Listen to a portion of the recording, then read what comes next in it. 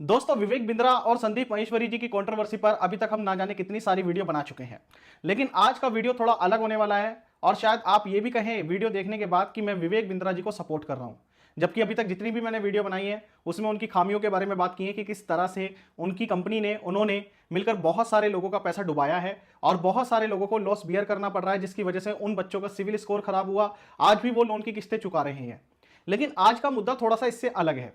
जैसे कि आपने एक कहावत सुनी होगी कि जब इंसान का वक्त खराब होता है तो ऊंट पर चढ़े इंसान के भी कुत्ता काट लेता है। मतलब ऊंट की हाइट कितनी होती है और कुत्ते की हाइट कितनी सी होती है, लेकिन जब आदमी का समय खराब होता है तो ऐसा ही कुछ देखने को मिल रहा है विवेक बिंद्रा के साथ। विवेक बिंद्रा की संदीप महेश्वरी वाली कंट्रोवर्सी तो चली रही थी, लेकिन इसके साथ साथ कल रात सभी जगह, मतलब पूरे सोशल मीडिया की तो बात छोड़िए, जो बड़े बड़े नेशनल टीवी हैं उनमें भी एक न्यूज बहुत तेजी से स्प्रेड हुई। और वो न्यूज ये है कि विवेक बिंद्रा ने अपनी वाइफ के साथ डोमेस्टिक वायलेंस किया। जब मैंने ये खबर सुनी तो मुझे काफी ज्यादा शौक लगा इस चीज को देखकर, क्योंकि अभी जहां तक मुझे याद है 6 दिसंबर को तो शायद उनकी शादी हुई थी। और ये आज कितने दिन हुए इस बात को, मतलब 10-15 दिन भी नहीं हुए पूरे, एक तरह से देखा जाए ढंग से। तो न्यू मैरिड कपल में एक ऐसी घटना सामने आना मतलब बहुत ही ज्यादा शॉकिंग न्यूज है। फिर मैं थोड़ी सी उसकी तह तक गया। वैसे जिन लोगों को नहीं पता मैं बता दूं कि विवेक बिंद्रा की जो वाइफ है उनका नाम है यानिका और उनके भाई हैं वैभव। अब आप कहेंगे मैं यार भाई के बारे में क्यों बात कर रहा हूं, ये तो वाइफ और हस्बैंड का झगड़ा है। नहीं, मेन मुद्दा यह है कि 6 दिसंबर को इनकी शादी हुई, 7 दिसंबर को विवेक बिंद्रा और उनकी मां के बीच में कुछ वार्तालाप हो रही होगी या कुछ आपस में हो सकता है कहा सुनी हो रही किस विषय को लेकर, यह अभी तक सामने नहीं आया। लेकिन उनकी वाइफ ने बीच में थोड़ा इंटरप्ट किया। वो एक पॉजिटिव वे में किया होगा कि भाई आपस में झगड़ा ना बढ़े, लेकिन तब पता चला कि विवेक बिंद्रा ने उन्हें मारना पीटना शुरू कर दिया। उन्हें एक बंद कमरे में ले गए और वहां फिर उनके साथ डोमेस्टिक वायलेंस किया, उनके साथ गाली गलौज किया, जो अभी तक सामने आया है। ऐसा किसी ने ना तो होते हुए देखा है, ये सिर्फ सुनी सुनाई बातें हैं। और उनकी वाइफ और जो उनके साले साहब हैं वैभव, उन्होंने अब पुलिस में, नोएडा पुलिस थाने में ये कंप्लेंट दर्ज कराई है। ये घटना है 7 दिसंबर की और इस घटना को जो दर्ज कराया गया है वो कब कराया गया है, अभी हाल ही में 15 दिन बाद, मतलब घटना के 2 हफ्ते बाद। तो आप इसी से अंदाजा लगा सकते हैं कि कहीं ना कहीं तो दाल में कुछ ना कुछ तो काला है। अगर देखिए ये घटना 7 दिसंबर को हुई थी। सबसे पहली बात तो यार ये बात ही हजम नहीं होती। मैं ये नहीं कह रहा कि लोग डोमेस्टिक वायलेंस नहीं करते, आज भी बहुत सारे, आप गांव दराज में जाकर देखें वहां पर बहुत ज्यादा अत्याचार किए जाते हैं औरतों पर। आज भी इतना सब होने के बाद भी आज भी बहुत सारी औरतों के साथ अत्याचार होते हैं। उनके साथ मतलब क्या क्या व्यवहार होता है वो हम मतलब बता ही नहीं सकते शब्दों में। लेकिन सबसे बड़ी हमारी विडंबना यह है कि जिन औरतों के हक में ये कानून बनाए जाते हैं उन औरतों तक वो कभी भी इंसाफ पहुंच ही नहीं पाता, वो कभी भी अपने हक के लिए लड़ ही नहीं पाती। लेकिन जिन औरतों के लिए ये कानून नहीं बने, मैं किन औरतों की बात कर रहा हूं, जो पूरी तरह से इंडिपेंडेंट हैं, जो कहीं ना कहीं जॉब करती हैं या अपने ऊपर मतलब कहीं ना कहीं अपने पैरों पर खड़ी हैं, जो सक्षम है। देखिए सबसे पहले जो ये कानून बनाया गया था कि आप वाइफ पर या किसी पर अत्याचार नहीं कर सकते, जो डोमेस्टिक वायलेंस का कानून बना था वो तब बना था जब एक औरत ये सोचती है कि मैं जाऊं तो जाऊं कहां, मेरे घर वाले मुझे अपनाएंगे नहीं, उन्होंने मेरी शादी कर दी और मेरा पति मुझे मारता पीटता है, तो मेरे लिए कोई ऑप्शन ही नहीं बचा कि मैं जाऊं तो जाऊं कहां, मेरी सुनवाई नहीं कही। तब ये कानून बनाया गया कि औरतों के हक के लिए, जिससे औरतों को प्रोटेक्ट किया जा सके। लेकिन पिछले कुछ समय में ये चीज देखी जा रही है कि बहुत ज्यादा कानून का दुरुपयोग भी किया जा रहा है, चाहे वो झूठे रेप केस को लेकर हो, चाहे डोमेस्टिक वायलेंस को लेकर हो, चाहे दहेज को लेकर हो।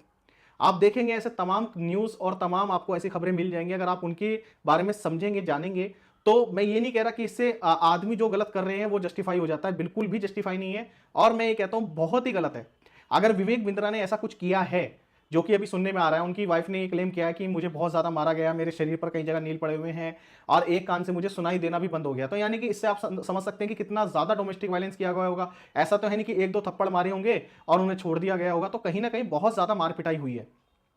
तो अगर ऐसा हुआ है तो ये बहुत ही शर्मनाक बात है और इस बात के लिए विवेक बिंद्रा को सजा होनी ही चाहिए, हर हालत में होनी चाहिए। संदीप महेश्वरी वाली कंट्रोवर्सी में उन्हें क्या सजा मिलेगी, वो क्या करेंगे, उन्हें जेल जाना पड़ेगा नहीं जाना पड़ेगा, ये मैं नहीं जानता। लेकिन इस घटना के लिए अगर ऐसा हुआ है सच में तो जरूर उन्हें जेल जाना चाहिए, और जिससे बहुत सारे लोग इस बात से नसीहत ले सकें कि जब इतना बड़ा इंसान नहीं बच सकता तो हम तो क्या ही चीज है, तो हमारा तो हक ही नहीं बनता किसी औरत पर हाथ उठाने का। लेकिन ये एक पहलू है। दूसरा पहलू जिसके बारे में कोई टीवी चैनल बात नहीं कर रहा, कोई सोशल मीडिया पर बात नहीं कर रहा, क्योंकि कहीं ना कहीं आज विवेक बिंद्रा की छवि सभी की नजरों में ऐसी बन गई कि तो वो खराब आदमी है और उसने लोगों का पैसा डुबाया, तो आज उसके ऊपर कोई भी ब्लेम लगेगा तो वो लोगों को जस्टिफाई लगेगा, जबकि ऐसा नहीं होना चाहिए। दूसरा पहलू भी समझना बहुत जरूरी है। मेरी सिर्फ एक ही बात है उनकी वाइफ से और उनके भाई से, जो यानिका का भाई है वैभव। भाई अगर 7 दिसंबर को उन्होंने डोमेस्टिक वायलेंस किया तो इस बात को अब आप जाकर अब एफआईआर क्यों करा रहे हो?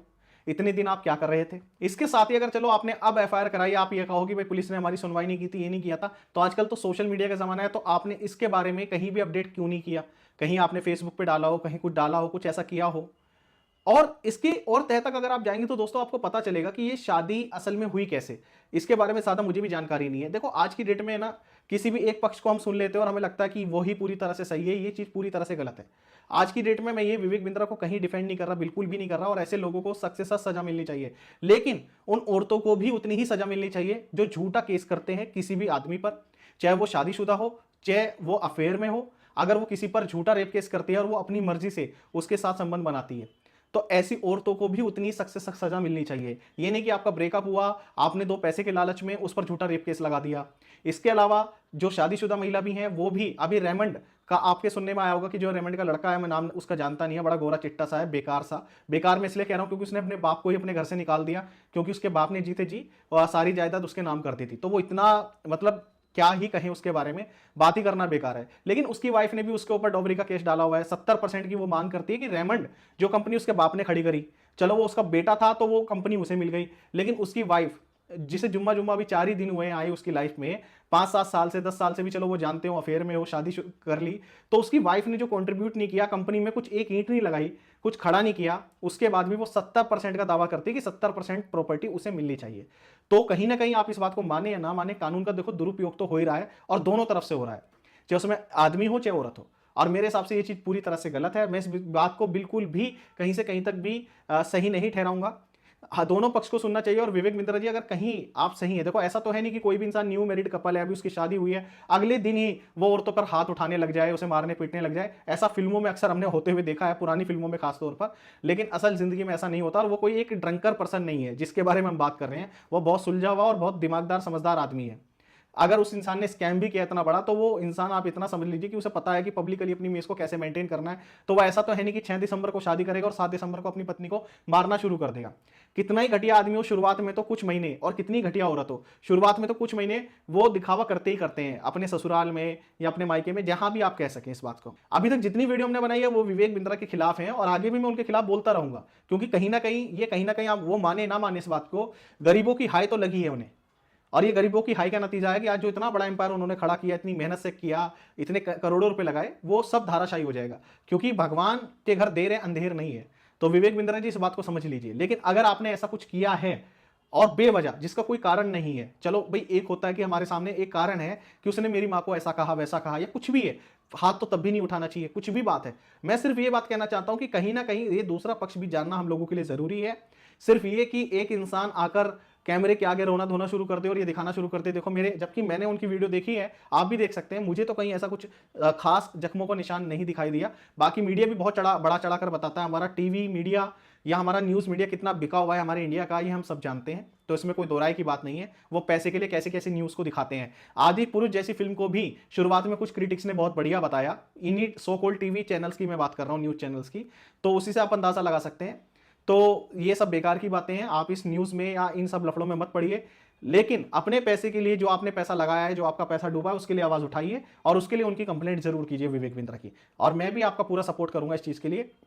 उन्हें खुद हाथ जोड़कर आपके पैसे को लौटा देना चाहिए। बाकी जहां तक ये डोमेस्टिक वायलेंस वाला सीन है, इस पर सिर्फ एक तरफ की राय सुनकर और ये कह देना कि इंसान बहुत घटिया है और ये ऐसा इंसान है वैसा इंसान है, तो मेरे हिसाब से ये कहना अभी थोड़ी सी जल्दबाजी होगी। दूसरा पक्ष भी आ जाने दीजिए, अगर आता है सामने तो बहुत अच्छी बात है। अगर विवेक बिंद्रा इस बारे में बात नहीं करते हैं तो इसी से आप अंदाजा लगा लीजिएगा कहीं ना कहीं वो इंसान ही गलत है।